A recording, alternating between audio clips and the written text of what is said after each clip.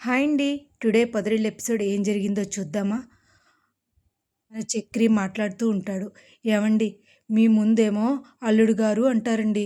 తర్వాతేమో పనోడా అని చెప్పేసి డ్రైవరు అని చెప్పేసి కింద కూర్చోపెట్టారండి. ఏరా నాకెందుకు చెప్పలేదు అంటూ కేశవ అడుగుతాడు. వాళ్ళని నేలకేసి కొట్టేద్దును కదరా. తప్పు చక్రి, అలా మాట్లాడకూడదు అంటాడు మన చక్రి. మన మన మన కే మన మన పెద్ది అలా మాట్లాడిన తర్వాత వాళ్ళ కారులో మన మహాలక్ష్మి తీసుకుని వెళ్ళిపోతారు.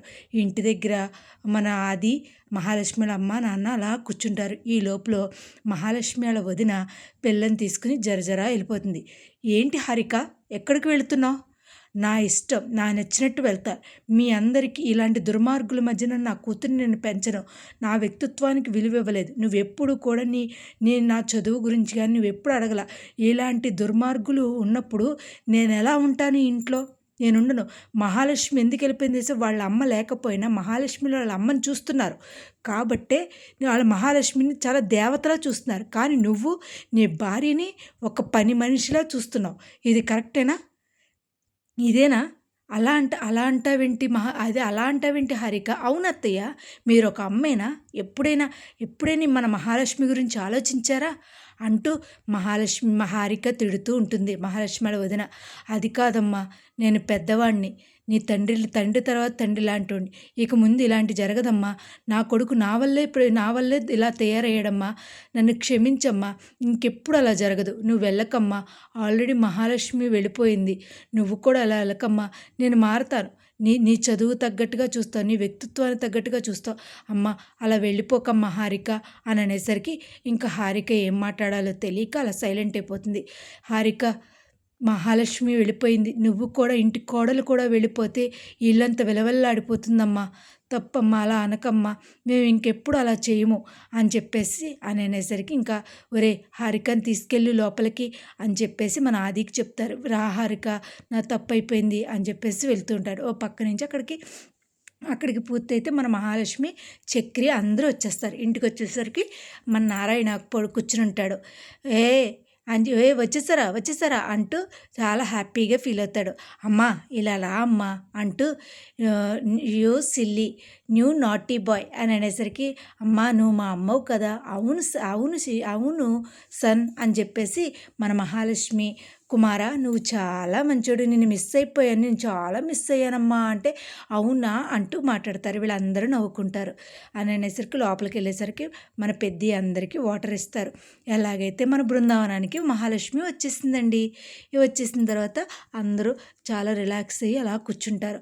మహాలక్ష్మి కూడా రెడీ అయ్యి కూర్చుంటుంది. ఇంకా పెద్ది చెప్తూ ఉంటాడు. ఒరే అసలు ఇలా జరుగుతుంది అనుకోలేదురా, దేవుడి దయ వల్ల నువ్వు మాకు కనిపించావు అంటూ అనేసరికి, ఏవండి నేను చిన్న తప్పు చేశానండి. ఆ డబ్బుల్లోంచి అంత డబ్బు నగలు ఉన్నాయే వదిన. మీరు చాలా ఉన్నవాళ్ళు అనుకున్నాను కానీ ఇంత ఉన్నవాళ్ళని కాదనుకోలేదా వదిన అంటూ కన్నా అంటాడు.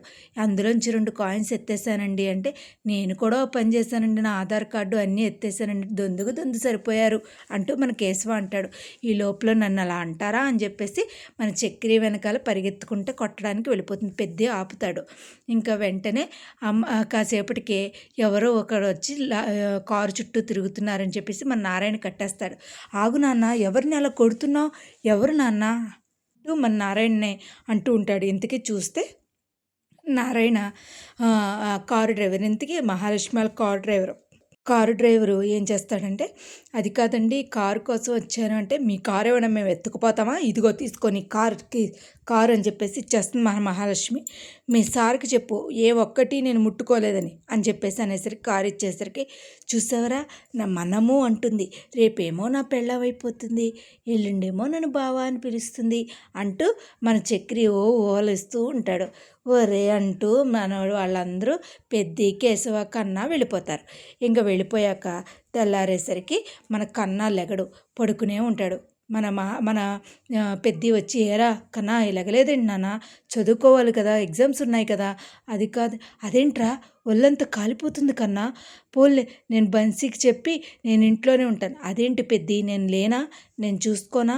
వాడు నన్ను వదినా అంటున్నాడు. నేను చూసుకోనా పెద్ది? నువ్వు వెళ్ళు పెద్ది, నేను చూసుకుంటాను.